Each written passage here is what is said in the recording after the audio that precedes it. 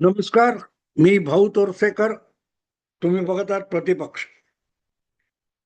मित्रांनो, हळूहळू करत महाराष्ट्रात सुद्धा निवडणुकीचं वातावरण तयार झालेलं आहे आणि ज्या 3 टप्प्यामध्ये राज्यातल्या स्थानिक संस्थांच्या निवडणुका उरकण्याचे आदेश सुप्रीम कोर्टाने दिले होते. 31 जानेवारीच्या आत हे संपलं पाहिजे. त्याप्रमाणे निवडणूक आयोगाने, महाराष्ट्राच्या निवडणूक आयोगाने, मुख्याधिकाऱ्यांनी जो कार्यक्रम आखला त्यानुसार पहिल्या टप्प्यात ज्या नगरपालिकांच्या निवडणुका आहेत त्या उरकल्या जात आहेत. यानंतर कदाचित जिल्हा परिषद होतील आणि नंतर महापालिका किंवा आधी महापालिका आणि नंतर जिल्हा परिषद, तालुका पंचायत होईल.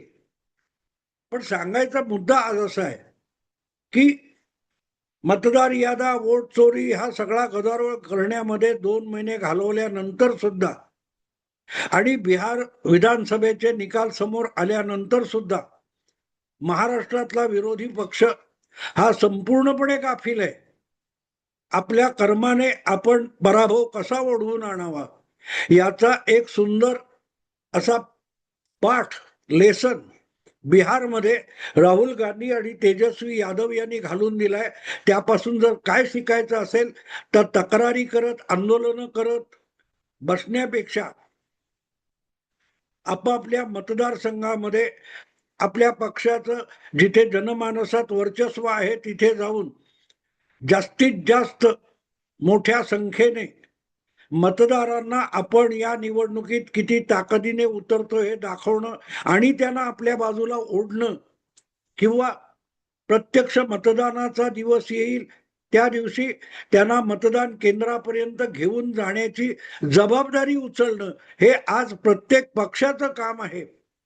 आणि फक्त तेवढं काम सोडून सगळेच्या सगळे विरोधी पक्ष, मग उभाटा शिवसेना असेल, मनसे असेल, शरद पवारांचा गट असेल, काँग्रेस पक्ष असेल किंवा त्यांच्याबरोबर महाविकास आघाडीत सहभागी झालेले सगळे पक्ष आणि नेते असतील, ते मतदारापर्यंत जाणं सोडून बाकी सगळ्या गोष्टी करतायत. आणि म्हणून असं वाटतं की हे आपल्या आणखीन एका दारुण पराभवाच्या तयारीला लागले. मी एवढ्यासाठी सांगतोय की या सगळ्यांचं उद्दिष्ट समान आहे की भाजपला आणि महायुतीला हरवायचंय. पण या स्थानिक संस्थांच्या निवडणुकीसाठी भाजप 4 महिने आधीपासून कामाला लागला होता आणि भाजपच नव्हे तर भाजपच्या सोबत जे महायुतीमध्ये सहभागी झालेले राष्ट्रवादी, अजितदादा आणि शिंदे यांची शिवसेना हे आणखी 2 पक्ष आहेत, त्यांच्याशी सुद्धा पूर्ण समन्वय साधून भाजपने या स्थानिक निवडणुकांसाठी आपलं प्राथमिक कार्य उरकलेलं आहे.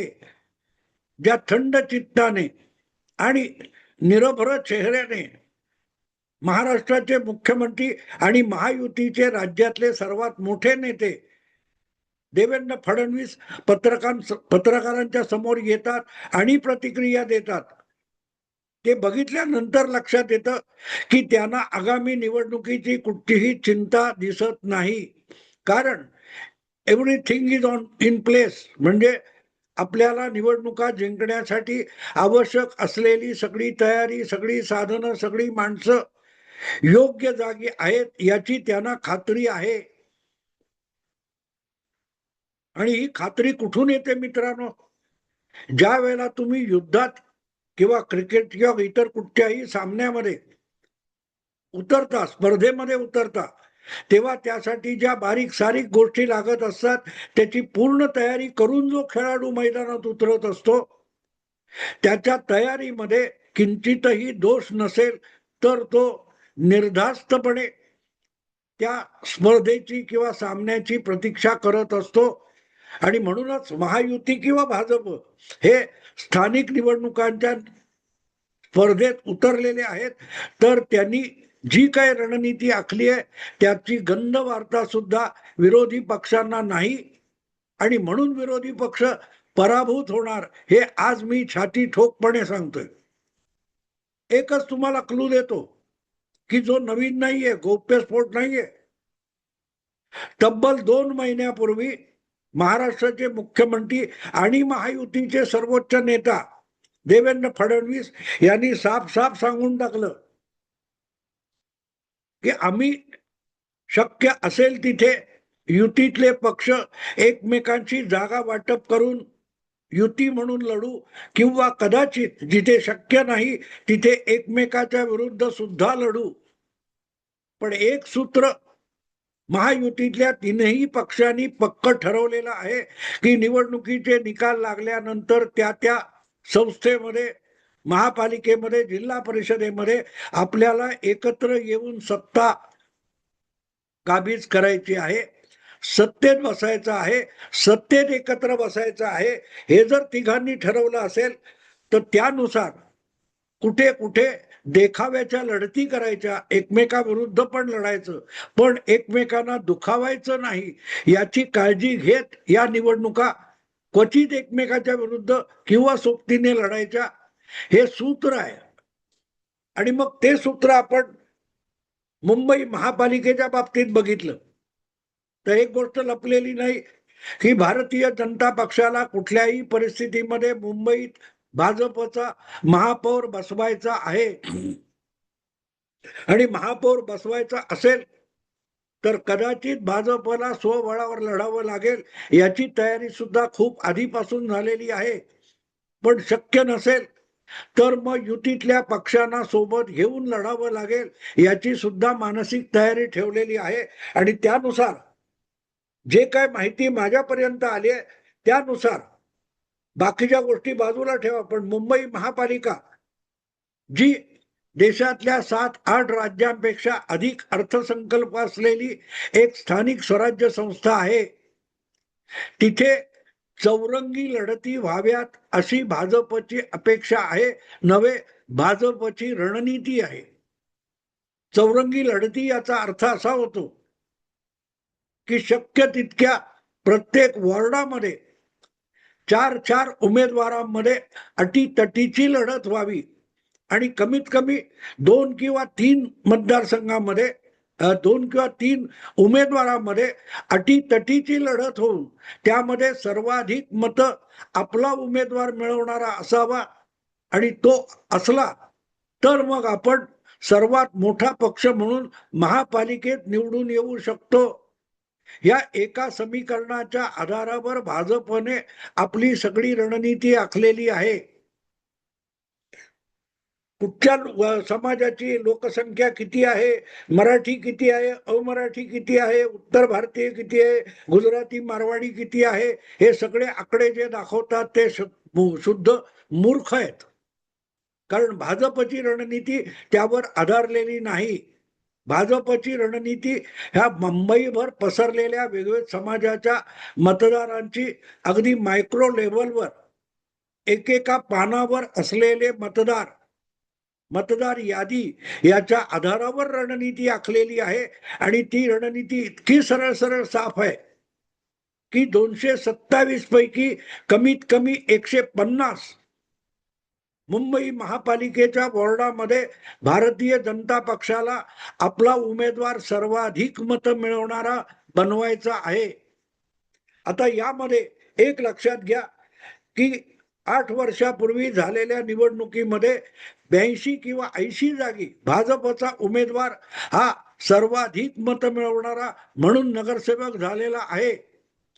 त्या 80 जागा आपल्यासाठी सोप्या आहेत हे भाजपचं गृहीत आहे, पण तरीही त्यामध्ये कमीत कमी 50 जागा अशा आहेत की त्या 50 जागी कुठल्याही परिस्थितीत कुठलीही युती आघाडी भाजपच्या उमेदवाराला हरवू शकत नाही, याविषयी भाजपने खातरजमा करून घेतलेली आहे.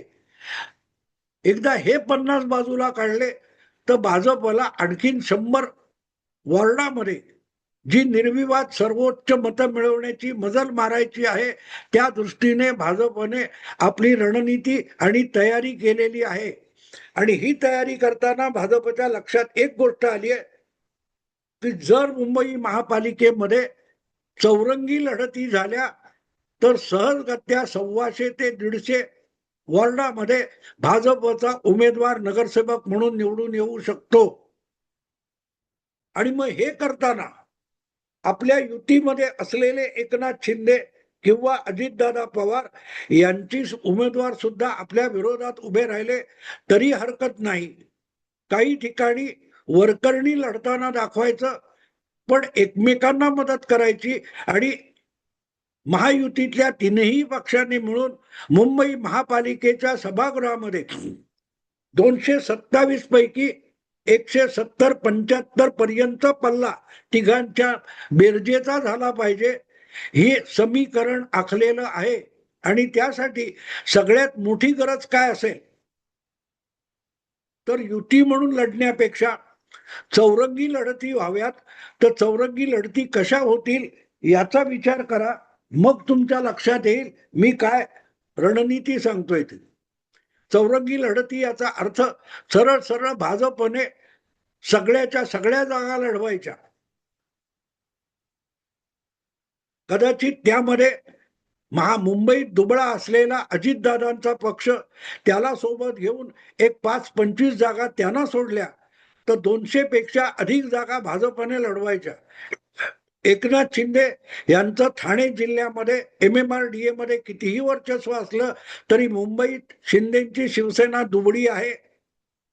तिथे युती होत असेल तर त्यांना 60-70 वर भागवायचं आणि उरलेल्या जागा आपल्याकडे घ्यायच्या.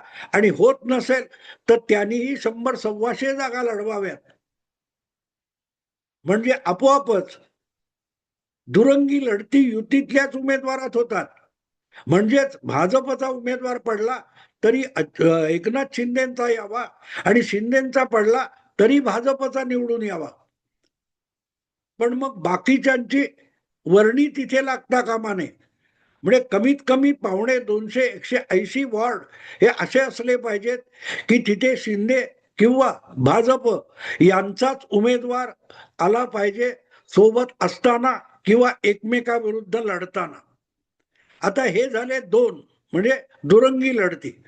तिरंगी लढती याचा अर्थ आज भाजपचं गृहीत असं आहे की राज ठाकरेमुळे काँग्रेस जर उबाठा शिवसेनेच्या सोबत जाणार नसेल तर ठाकरे बंधू ही तिसरी फळी तयार होते.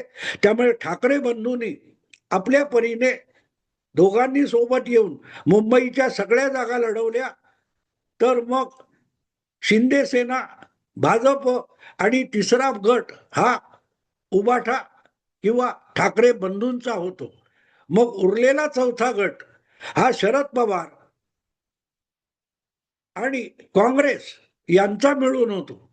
आणि काँग्रेसचं बरोबर आहे, काँग्रेसला उबाठा शिवसेनेबरोबर गेल्यानंतर गेल्या वेळच्या जागा सुद्धा टिकवता येणार नाही. त्यामुळे या पूर्वीच्या निवडणुकीमध्ये जसं राष्ट्रवादी आणि काँग्रेस एकत्र लढले होते तसे काँग्रेस आणि शरद पवार गट ही चौथी फळी असणार. त्यामुळे शक्यतो मुंबईमध्ये भाजप आणि एकनाथ शिंदे यांची शिवसेना हे एकमेकाविरुद्ध अनेक वॉर्डात लढताना दिसतील.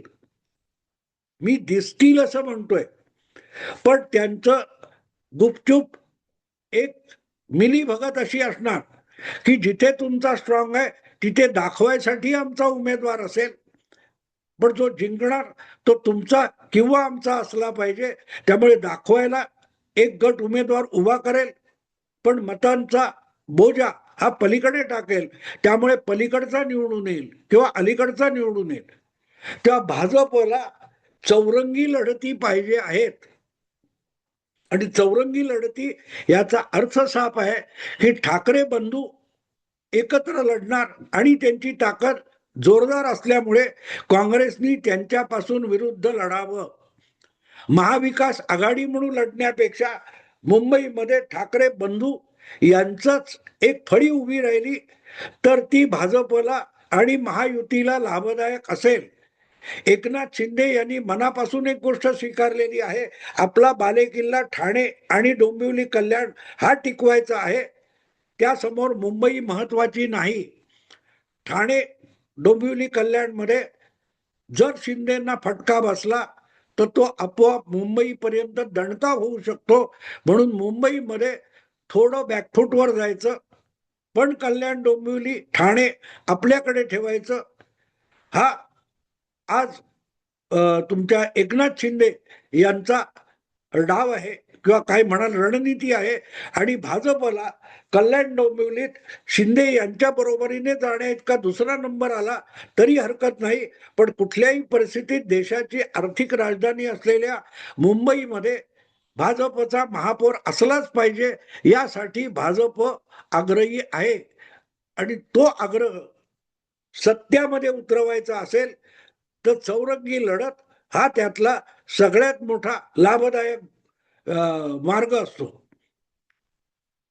म्हणजे काँग्रेस राष्ट्रवादी हे चौथ्या क्रमांकावर जातील, ठाकरे बंधू तिसऱ्या क्रमांकावर येतील किंवा एकनाथ शिंदे आणि ठाकरे बंधू यांच्यामध्ये दुसऱ्या किंवा तिसऱ्या क्रमांकाची लढत असेल आणि एक नंबरला आपोआप भारतीय जनता पक्ष येतो.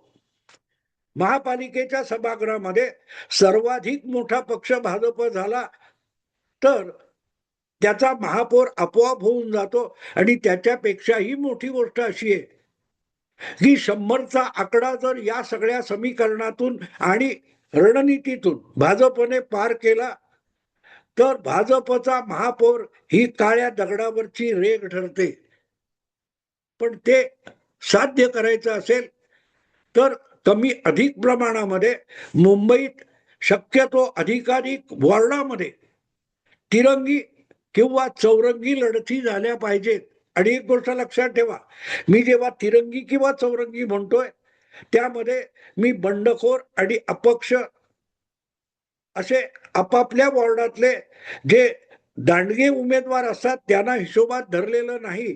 तसं म्हटलं तर मग चौरंगी आणि पंचरंगी निवडणुका अपरिहार्य होऊन जातात. ज्या वॉर्डामध्ये स्ट्रॉंग उमेदवार आहे पण त्याला कुठल्याही पक्षाकडून उमेदवारी मिळालेली नाही तर तो सुद्धा शड्डू ठोकून मैदानात उतरणार आहे. मग तो उभाठा शिवसेनेचा असेल, एकनाथ शिंदेचा असेल, भाजपचा असेल किंवा काँग्रेस किंवा शरद पवार गटाचा असेल.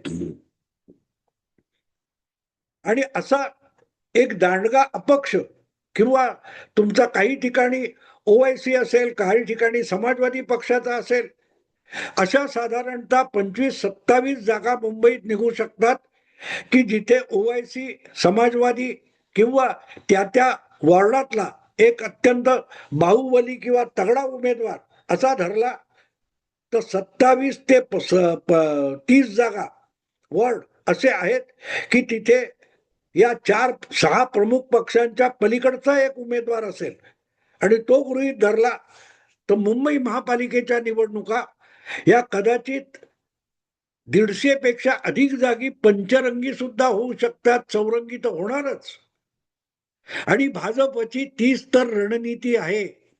भाजपला बाकी महाराष्ट्राच्या इतर महापालिकांमध्ये किंवा जिल्हा परिषद तालुका पंचायतीमध्ये जे काय होतंय त्याविषयी जितकी चिंता नाही तितकी मुंबई महापालिकेमध्ये भाजपचा भगवा फडकणं आणि भाजपचा महापौर मुंबईत बसणं ही भाजपसाठी अगत्याची गोष्ट आहे. आणि दुसरीकडे उद्धव ठाकरे यांच्यासाठी सुद्धा हा सगळ्यात प्रतिष्ठेचा विषय आहे. मुंबई महापालिकेमध्ये शिवसेनेचा म्हणजे उभाठा शिवसेनेचा ठाकरे परिवाराचा महापौर नसेल तर मग उद्धव ठाकरे यांची महाराष्ट्राच्या आणि मुंबईच्या नव्हे देशाच्या राजकारणातली सद्दी संपली असा अर्थ लावला जाईल. आणि तेच भाजपचं आजचं सगळ्यात मोठं उद्दिष्ट आहे. 1 मे 2022 सोमय्या ग्राउंडवर देवेंद्र फडणवीस काय म्हणाले होते लक्षात ठेवा. तुम्ही म्हणजे मराठी माणूस नाही, तुम्ही म्हणजे मुंबई नाही, उद्धव ठाकरे म्हणजे मुंबई नाही, उद्धव ठाकरे म्हणजे मराठी अस्मिता नाही.